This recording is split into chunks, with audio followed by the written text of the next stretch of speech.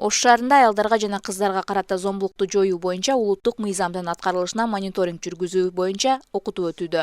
Ага Кыргызстандын Ош, Жалал-Абад, Баткен областарынан бул багытта иш жүргүзүп, мамлекеттик органдардын, коомдук уюмдардын, жарандык коомдун өкүлдөрү, активисттери катышууда. Эл аралык мыйзамдарды, улуттук мыйзамдарды карадык. Анан эң негизги бизде ушул группаны мониторинг и оценка. Ошону кантип мониторинг кылабыз? Күнүмдүк турмушта ошол закондор үй бүлөлүк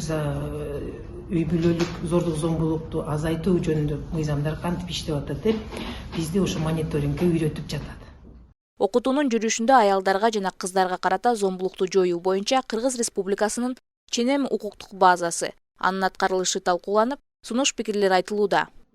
Максаты бул көйгөйгө мониторинг жүргүзүү боюнча жарандык сектордун потенциалын жогорулатуу дейт уюштуруучулар. Мониторинг жүргүзгөндөн кийин жанагы субгрантерлордун сунушу менен биз ошол эл аралык уюмдардын катышуусу, мамлекеттик органдардын катышуусу, жарандык коомдун катышуусу менен ошол мындай пикир алмашуу аянтчасын кылабыз. Бул же тегерек стол форматында болушу мүмкүн.